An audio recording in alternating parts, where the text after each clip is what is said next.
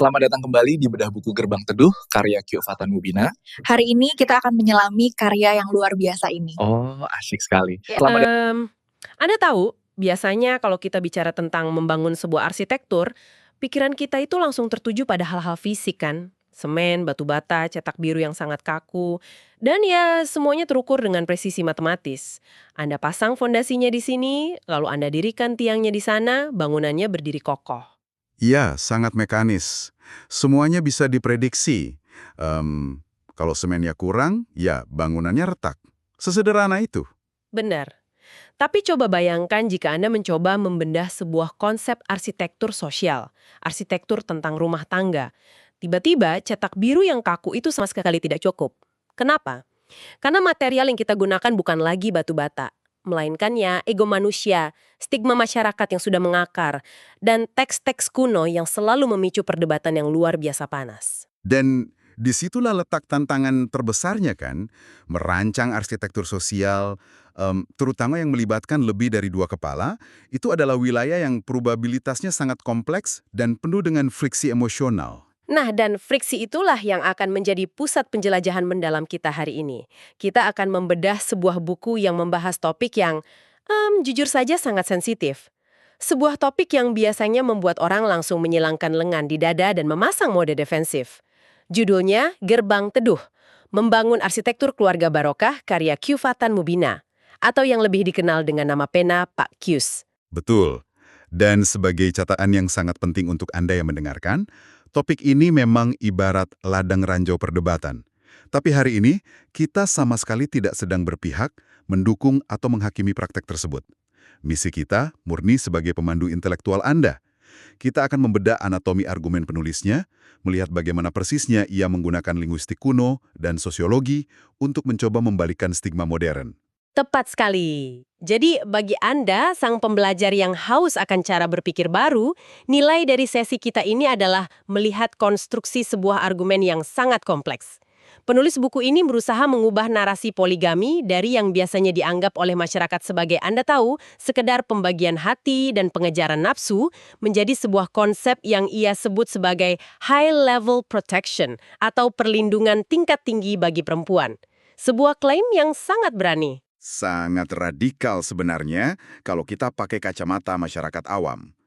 Dan yang mengejutkan, penulis tidak memulainya dengan keluhan sosiologis tentang zaman modern. Dia justru menarik kita mundur jauh ke belakang menuju bedah presisi tata bahasa Arab kuno langsung dari teks aslinya. Oke, mari kita urai penjelasan detail ini karena bab pertama ini benar-benar membuat saya harus membaca ulang sampai 2 kali. Penulis membedah surat An-Nisa ayat 3, ayat yang selalu menjadi rujukan utama topik ini. Dia menyoroti pemilihan kata khuftum yang diterjemahkan sebagai jika kamu takut. Penulis menekankan, lihat, Tuhan tidak menggunakan kata insya'tum yang berarti jika kamu mau atau berhasrat. Iya, itu adalah sebuah demarkasi linguistik yang sangat masif maknanya. Kalau teks aslinya menggunakan kata jika kamu berhasrat, maka itu adalah sebuah cek kosong. Itu adalah izin murni untuk bersenang-senang. Tapi kata yang digunakan adalah khauf. Yang berarti rasa takut pada dampak nyata kan? Seperti takut ditilang karena menerobos lampu merah, ada konsekuensi hukumnya yang jelas. Penulis bahkan membedakannya dengan kata khasyah, yang berarti takut karena rasa takjub atau kagum. Jadi menurut kerangka penulis ini, ayat tersebut sejak awal didesain bukan sebagai pedal gas untuk melampiaskan ego, melainkan sebagai rem ilahi sekaligus alarm tanggung jawab. Dan yang sangat memukau di sini adalah ketika kita masuk ke ilmu sorof atau morfologi bahasa Arab. Penulis membedah kata tuksitu dalam ayat tersebut.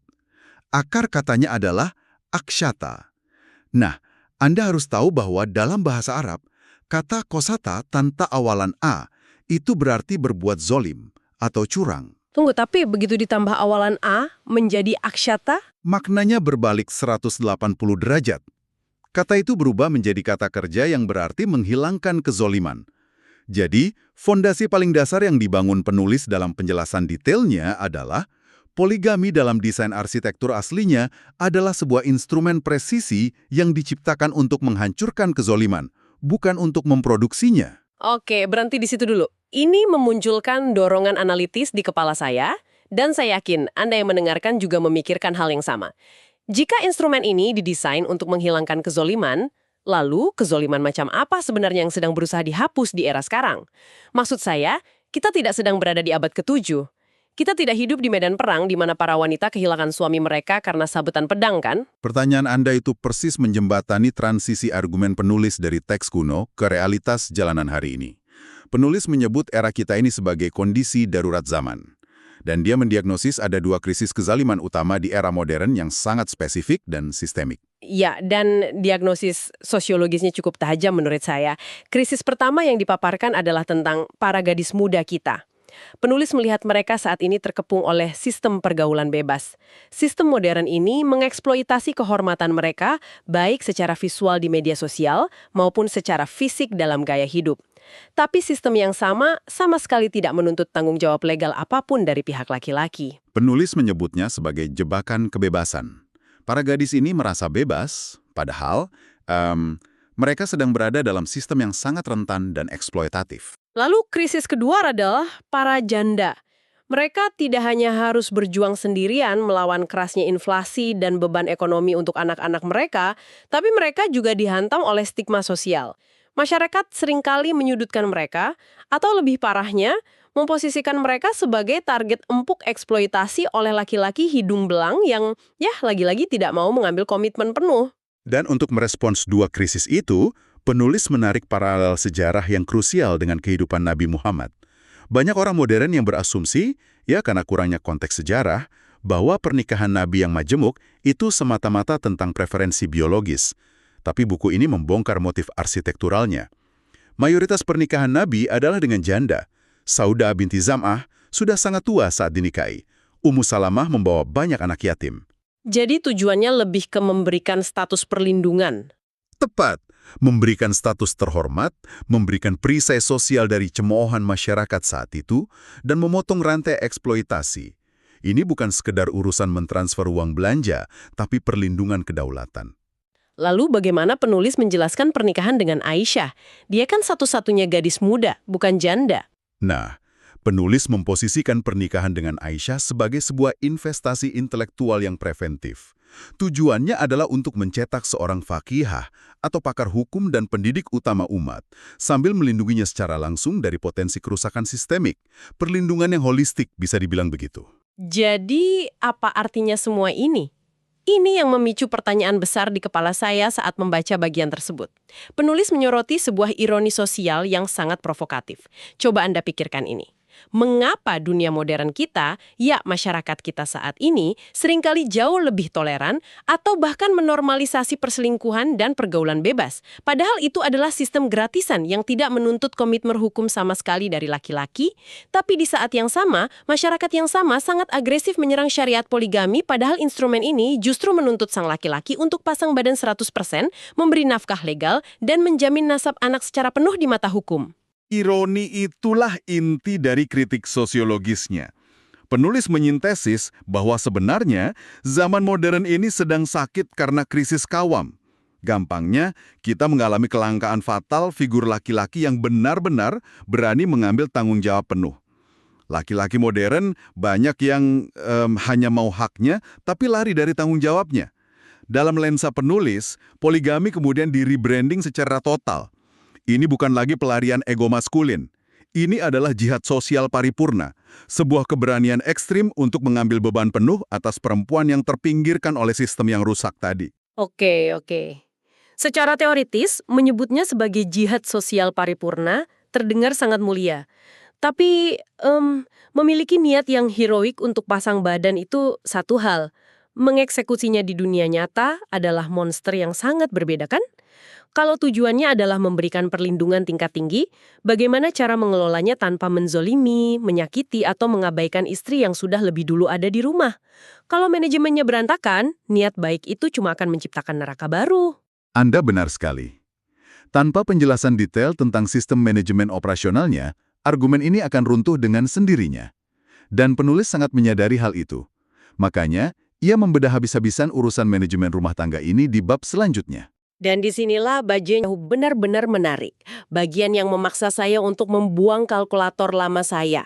Penulis secara total menolak konsep berbagi 50/50. Bagi kita yang terbiasa dengan logika matematika dasar, adil itu ya dibagi rata kan? Ada satu apel dipotong tengah, kamu dapat setengah, aku dapat setengah. Tapi penulis bilang tidak, memotong apel itu merusak konsep utuh perlindungan. Ya, karena menurut kerangka berpikir buku ini, kehadiran dan cinta seorang manusia tidak bisa dihitung seperti memotong kue tart. Kalau Anda membaginya, nilainya pasti akan berkurang. Benar, penulis memberikan analogi sangat indah tapi juga sangat menuntut di saat bersamaan. Dia mengibaratkannya seperti cahaya matahari. Bayangkan matahari yang bersinar di atas dua rumah yang bersebelahan. Apakah matahari membelah cahayanya menjadi dua, sehingga masing-masing rumah hanya mendapat cahaya yang redup setengah-setengah? Tidak. Setiap rumah mendapatkan 100% kehangatan, 100% cahaya. Penulis menyebut ini sebagai rumus 100% ditambah 100%. Laki-laki dituntut untuk hadir utuh di setiap pintu rumah tangganya. Tapi pertanyaannya, bagaimana cara menerjemahkan analogi matahari itu ke dalam praktek nyata sehari-hari? Sama berlaku saat dia bergeser ke pintu kedua. Konsep kehadiran utuh ini brilian secara emosional. Tapi jika kita hubungkan ini dengan gambaran besarnya, urusan perut dan tagihan listrik tidak bisa dibayar dengan cahaya matahari kan? Oh, tentu saja tidak. Kalau tagihan listrik dibayar pakai cahaya matahari, PLN pasti protes. Makanya, Nulis mengenalkan konsep manajemen ekonomi yang disebut al-adlu al-muqaddar atau keadilan proporsional. Ini adalah titik di mana banyak praktisi gagal. Penulis dengan tegas mengatakan bahwa dalam urusan ekonomi, keadilan bukan berarti sama rata secara nominal. Sama rata itu justru bisa menjadi kezoliman yang nyata. Tunggu sebentar, kalau tidak sama rata bukankah itu esensi dari ketidakadilan? Maksud saya, kalau saya jadi pihak istri yang mendapat transferan uang lebih sedikit setiap bulannya, saya pasti protes keras. Loh, kok saya dapatnya lebih sedikit? Sangat logis jika Anda memprotes itu dalam paradigma lama. Tapi mari kita bedah ilustrasi operasional dari bukunya. Bayangkan pintu pertama atau istri pertama sudah memiliki 5 orang anak yang sedang sekolah. Sementara pintu kedua baru memiliki 1 orang anak balita. Jika sang suami, demi terlihat adil dan menghindari keributan, memberikan nominal uang bulanan yang persis sama kepada kedua rumah tersebut, apa yang terjadi? Ya jelas, 6 kepala di rumah pertama akan menderita kekurangan, sementara 2 kepala di rumah kedua akan sangat berlebih, kan? Persis. Memberikan jumlah yang sama rata dalam kondisi kebutuhan yang sangat jomplang adalah sebuah bentuk kezaliman kepada kelima anak di pintu pertama tadi. Oleh karena itu, penjelasan detail tentang keadilan dalam arsitektur gerbang teduh ini diukur dari konsep kifayah, yang berarti standar kecukupan. Analogi yang dipakai penulis sangat mudah dipahami. Ini layaknya Anda membelikan baju untuk anak-anak Anda. Apakah adil jika Anda membelikan baju ukuran M untuk anak Anda yang remaja, dan baju ukuran M juga untuk anak Anda yang balita? Tentu tidak, yang balita akan tenggelam dalam baju ukuran M itu. Nah, adil adalah memberikan ukuran yang pas sesuai tubuh masing-masing. Begitulah ekonomi rumah tangga ini harus dikelola.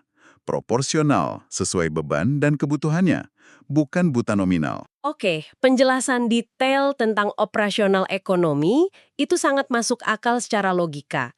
Tapi, kita kembali ke realitas manusiawi nih. Bagaimana dengan perasaan? Uang bisa dihitung secara proporsional, waktu bisa dijadwal di kalender. Tapi cinta, kecondongan hati, bukankah manusia, sedisiplin apapun dia, tidak bisa mengontrol hatinya untuk tidak condong ke satu sisi?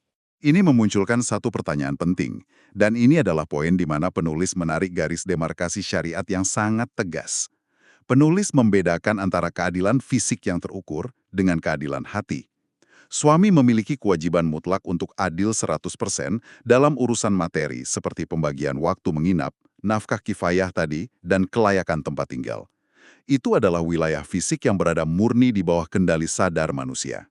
Jika dia gagal di sini, dia berdosa. Lalu untuk keadilan hatinya bagaimana? Keadilan hati atau al-mahabbah secara eksplisit diakui oleh syariat sebagai wilayah otoritas Tuhan. Perasaan itu ibarat angin, manusia tidak bisa membaginya dengan kalkulator. Syariat memaklumi Jika seorang suami secara alami merasa lebih nyaman atau lebih condong secara emosional kepada satu istri dibandingkan yang lain. Tapi tunggu, bukankah itu celah yang sangat berbahaya? Suami bisa saja memakai alasan, oh hatiku lebih condong ke dia, untuk kemudian menelantarkan istri yang lain. Tidak bisa, karena syarat mutlaknya dalam buku ini adalah kecenderungan hati tersebut sama sekali tidak boleh merusak keadilan fisik. Sebesar apapun rasa cintanya yang berlebih pada satu istri, itu tidak boleh dijadikan alasan untuk mengurangi jatah hari istri yang lain atau memotong hak nafkahnya. Perasaan di dalam dada boleh berbeda, tapi perlakuan yang terlihat oleh mata harus tetap tegak lurus. Baik, kita sudah membedah fondasi bahasanya, lalu krisis sosial yang mendasarinya, dan rumus manajemen yang rumit ini. Tapi mari kita bicara jujur. Sehebat apapun rumus 100% ditambah 100% itu di atas kertas, sistem ini tidak akan pernah bertahan dari badai kalau kita tidak mengelola psikologi para perempuan di dalamnya. Kecemburuan itu nyata, omongan tetangga itu kejam. Bagaimana penulis memposisikan perempuan agar mereka tidak hancur di dalam arsitektur yang penuh tekanan ini? Ini adalah bagian yang menurut saya merupakan usaha perombakan psikologis paling radikal dalam buku tersebut. Penulis sadar betul bahwa wanita dalam poligami, secara sosial, seringkali ditempeli label yang sangat merendahkan. Benar sekali.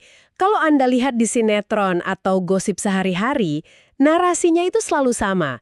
Istri pertama dianggap sebagai korban yang lemah, tidak berdaya, dan terpaksa pasrah karena tidak mandiri secara finansial.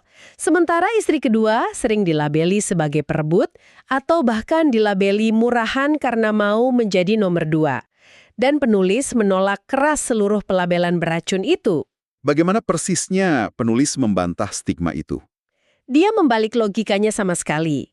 Dia menyebut perempuan-perempuan yang masuk ke dalam sistem ini sebagai wanita yang mahal. Kenapa mahal? Karena seperti yang kita bahas di awal, untuk membawa mereka ke dalam gerbang teduh ini, sang pria tidak bisa hanya bermodal rayuan gombal.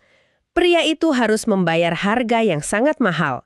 Ia harus memikul tanggung jawab hukum secara publik, menanggung beban finansial jangka panjang, dan mempertanggungjawabkan nasabnya. Mereka tidak disembunyikan di gang gelap sebagai simpanan tanpa status. Dan penulis juga mengangkat kisah Ummu Salamah untuk mendoblak stereotip wanita pasrah tadi, bukan? Betul. Kisah itu dipakai untuk menunjukkan konsep izah atau kedaulatan diri dan kehormatan seorang perempuan. Ketika Ummu Salamah dilamar oleh sosok sehebat Nabi Muhammad, apakah dia langsung menunduk dan berkata iya tanpa pikir panjang? Tidak sama sekali. Dia berdaulat. Dia justru mengutarakan posisinya secara terbuka. Dia menyatakan kekhawatirannya tentang sifat cemburunya, tentang usianya yang sudah tua, tentang anak-anak yatimnya yang banyak. Dia bernegosiasi. Itu adalah profil perempuan berkaliber tinggi, bukan sosok yang lemah. Tapi ini membawa kita ke titik krusial berikutnya. Jika Anda mengumpulkan wanita-wanita berdaulat yang mahal ini di bawah satu atap atau satu payung keluarga, bagaimana Anda menyatukan ego mereka? Secerdas apapun mereka, cemburu itu adalah fitrah biologis dan psikologis manusia. Nah, disinilah penulis menawarkan sebuah sinergi struktural. Penjelasan detail tentang arsitektur emosionalnya diatur begini. Istri pertama didudukan secara permanen sebagai pilar utama. Dia adalah senior dalam kebaikan. Posisinya tidak digeser sedikitpun oleh kehadiran orang baru. Pengorbanan dan kesabarannya dihargai sebagai level kebaikan yang tertinggi dalam keluarga itu. Dan untuk istri kedua posisinya di mana? Istri kedua, menurut kerangka ini, didoktrin sejak awal bahwa kehadirannya membawa misi integrasi, bukan invasi. Dia masuk bukan sebagai penakluk yang ingin menyingkirkan pilar utama, melainkan sebagai elemen yang melengkapi bangunan tersebut. Menarik. Sangat menarik. Tapi untuk mewujudkan harmoni psikologis itu, penulis menyadari bahwa kita harus mengubah cara kita berbicara. Karena bahasa membentuk realitas pikiran kita, kan? Ya, setuju. Resolusi linguistik ini sungguh membuka mata. Penulis mengusulkan penghapusan total kata madu dalam percakapan sehari-hari. Pikirkan betapa beracunnya kata madu dalam budaya kita. Konotasinya selalu soal intrik, persaingan, rasa sakit, seolah memperebutkan satu piala penghargaan. Kalau Anda menyebut seseorang sebagai saingan, otak Anda otomatis akan masuk ke mode pertempuran, kan? Pasti. Anda secara tidak sadar akan terus mencari cara untuk menang dan mengalahkan dia. Makanya, penulis mengganti diksi itu dengan partner surga. Ini bukan sekedar ganti label kosmetik yang manis di bibir. Secara psikologis, ini memaksa otak para pihak yang terlibat untuk mengubah mode operasinya dari yang tadinya berkompetisi memperebutkan suami menjadi berkolaborasi sebagai sebuah tim. Sebagai partner, hanya akan menjadi omong kosong motivasional jika sang suami, sebagai arsitek utamanya, tidak punya kepemimpinan. Suami ini harus mampu mengkomunikasikan dan menanamkan visi kolektif ke dalam pikiran mereka berdua. Visi kolektif yang seperti apa maksudnya?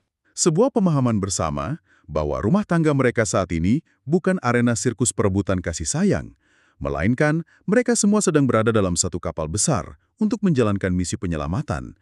Bahwa dengan kesabaran para istri ini membuka pintu rumah tangga, mereka sedang bekerja sama memberikan perisai legal dan sosial bagi perempuan lain dari kerasnya fitnah zaman modern yang kita bahas di awal sesi tadi. Wow, itu menuntut kedewasaan emosional yang luar biasa ekstrim dari semua pihak. Jujur, sangat sulit dibayangkan bagi kebanyakan orang biasa. Memang, makanya sedari awal ini disebut high level protection, perlindungan tingkat tinggi. Ini jelas bukan sirkuit untuk pengemudi pemula. Jadi, kalau kita merangkum perjalanan diskusi kita dari awal, melalui buku Gerbang Teduh ini, Q. Fathan Mubina pada dasarnya sedang mencoba melakukan proyek normalisasi syariat yang sangat ambisius. Dia membongkar cara pandang usang masyarakat kita dari melihat poligami sebagai kompetisi berdarah dan pembagian kue cinta yang menyakitkan menjadi sebuah arsitektur perluasan perlindungan. Sebuah sistem pertahanan yang dibangun di atas fondasi linguistik anti kezaliman atau aksyata, dijalankan dengan matematika keadilan proporsional atau kifayah, dan dikawal oleh tanggung jawab kehadiran 100% penuh di setiap pintunya. Ya, sebuah kerangka teoretis yang sangat solid, terlepas dari betapa menantangnya eksekusi di lapangan nyata. Dan sebelum kita menutup sesi ini, saya merasa perlu untuk menarik kembali garis netralitas kita yang di awal tadi. Tujuan kita mengarungi topik berat ini hari ini murni untuk membedah bagaimana sebuah argumen dirakit dari kepingan sejarah, teks agama, dan analisis sosial. Kita membedah ide-ide sang penulis dengan detail, tanpa bermaksud membenarkan atau mendorong Anda untuk mempraktekannya di rumah. Setuju 100%. Karena tugas sejati dari seorang pembelajar, seperti Anda yang sedang mendengarkan sesi ini, adalah kemampuan untuk menghibur sebuah ide dan memahaminya secara mendalam tanpa harus langsung menerimanya. Dan berbicara tentang ide, saya punya satu pemikiran terakhir yang ingin saya titipkan di benak Anda.